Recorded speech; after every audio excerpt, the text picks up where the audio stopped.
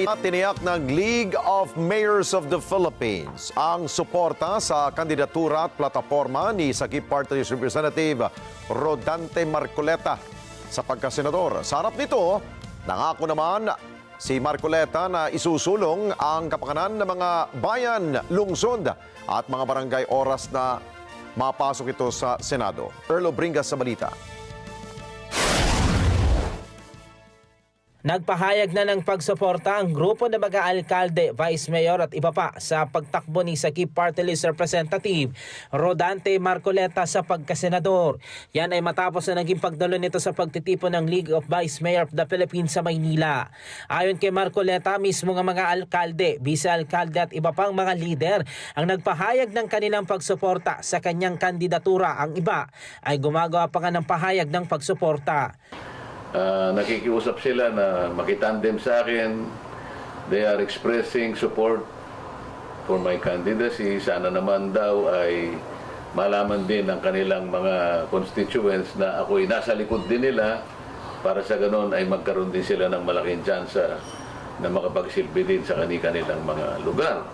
So sa amin naman, sa panig namin, napakalaking bagay para sa amin, positibo sapagkat kung ang lahat ay pumupunta sa amin para magdeklara ng support.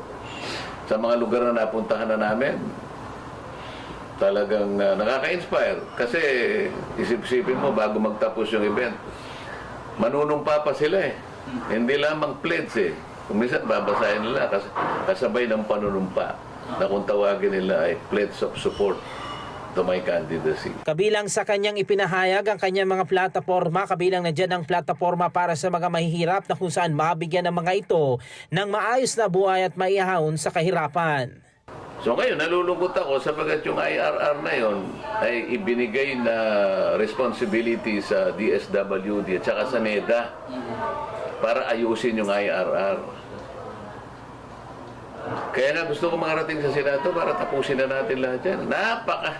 Napakahaba ng usapin tungkol dyan.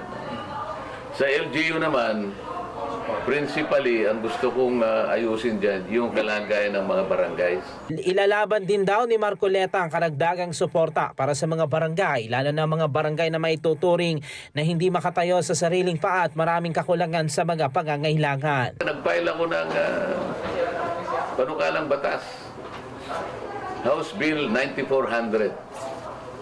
Gusto kong susugan yung ating local government code, maglagay ng isang komisyon doon na ang tanging gawain niya, makakalap tayo ng mas maraming pondo intended for the barangays. Lalong-lalo na yung mga maliliit na barangay na nando sa 5th class and 4th class municipalities. Ang mga plataforma nitong makikinabang rin ng mga barangay officials, mga volunteer, maging mga mababa pa ang sahod at hindi nakakasunod sa minimum wage ng mga barangay. Para sa ganon, lahat ng mga barangay officials, magsimula ka sa barangay kapitan, yung mga kagawad, tanod, at lahat ng magagawang barangay, lalo na yung mga nasa baba, ang gusto kong mangyari ay mabayaran sila kahit minimum wage lang. Yung barangay tanod pang 18 taon na niyang tanod Hanggang ngayon, parang casual pa siya